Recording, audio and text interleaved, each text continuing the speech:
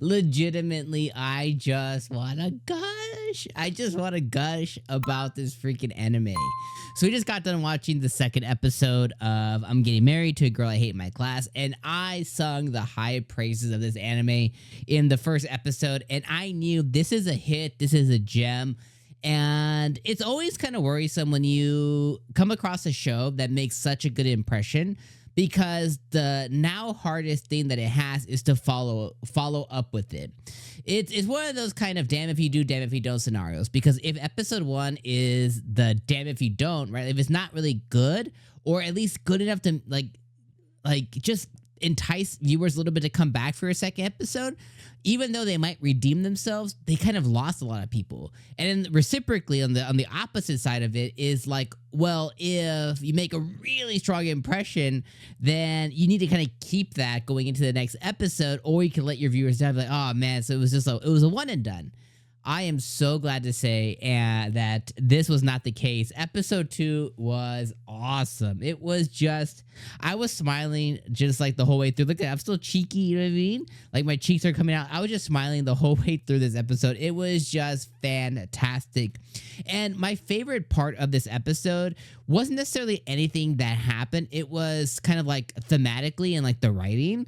It was legitimately them putting pen to paper and showing us what it means when opposites attract. And the two characters, that we have 𝐒𝐚𝐧𝐧𝐞𝐥, and I keep forgetting the dude's name. Do I even have it? I don't even know if I wrote it down anywhere. But whatever. It was literally 𝐒𝐚𝐧𝐽 and the other kid. I can't remember what his name is at this point. But essentially, it was them kind of acting out when opposites attract, and it was very much 𝐜𝐡𝐚𝐧𝐧𝐞𝐥 is his name. So it was very much like 𝐒𝐚𝐧𝐽 is a clean freak, and she wants things done like a certain way, and she wants to be rewarded with praise. And 𝐜𝐡𝐚 wants to be easy breezy, wants to be hands off, wants to laze around a little bit, also kind of sees things in his way. And it was very much these two, right? Like, angry, kind of high strung, kind of like laid back, these two polar opposites. And that's the best kind of relationship, in my personal opinion. I think if you have found your one, or if you're still looking, I think the best thing that can happen is when you have two people who aren't completely alike. Now, of course, you should have some common interest in there, some kind of like, there should be like some, like not Landover, but like there should be like some commonality between you, right? You should have some kind of shared interest. If you don't, it doesn't mean that it won't work. But like, I think the best types of relationships are the ones where there is at least a couple of common interests, or it's kind of when opposites attract, get together, and then they find common interests together. I think that is a beautiful thing. I think that's really how it works. And I'm just thinking about like, I've been married for a long time now.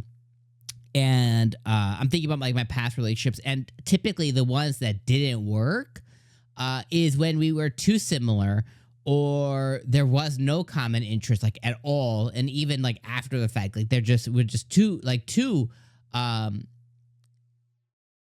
similar in personality, and then too different when it comes to just things that we just enjoy in life. And I think that this was just a really, really cool episode about kind of showing how opposites attract, but then they have common interests with being able to study and books and taking their school life seriously and having goals, right? Like he wants to go and get the Hojo group and what that entails. She wants to be really good and studious in school and kind of beat him. And there is a lot of like crossover there into where their common interests lie, and especially their life goals kind of like overlap. And it just kind of works really so well. And it was just such a really cool joy to see. The other thing that I've really been loving, or really been wanting to see, or kind of been speculating on, is like, okay, who's going to break first? And I think that's one of the things that we've been talking about with you guys in the chat or in the comment section, is who do we think will break first? And my vote has always been for 𝐒𝐚. And considering, everything that happened this episode where, I mean, she bared it all to him, not on purpose, but she bared it all to him. And, in the moment, she was really mad at it. But then later on, she was like, oh, I think he was just really looking out for me. She kind of broke there. When it came to, being touched, he was like, okay, I'll do the dishes, but you gotta let me touch you. I was like, God damn, let's go. Like, I don't know if those two things, it should be like, oh, you do the dishes, I'll vacuum. But he was like, you gotta let me touch you. She was like, oh, okay, just over the clothes though. And she just laid there like waiting for it. Like, I was like, so she definitely broke first, I think, between the two. And when it comes to the comparison between the characters, so that's entertaining in itself. And then when it comes to the comparison, like she really, like 𝐒𝐚 really makes this show, like the over the top reactions, the over the top kind of like way that she speaks, the relationship she has with her friend, the way she describes it. I think it's adorable, and she just really, really makes this show so much more enjoyable as well.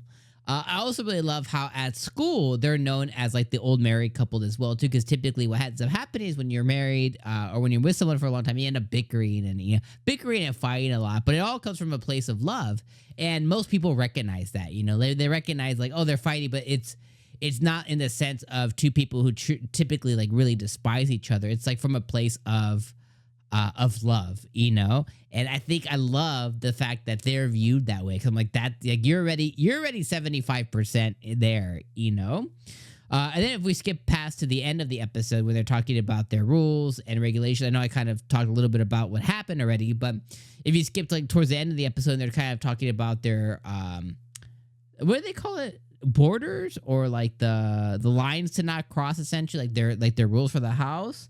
I love the way that they attacked that too, because they were like, he was Saito was like, oh, well, I read that, if we thank each other a lot, like it betters our relationship. And as they began doing it, they both kind of like felt really good about it, and they really felt like blushing about it and stuff. I thought that was really cute and really adorable as well too.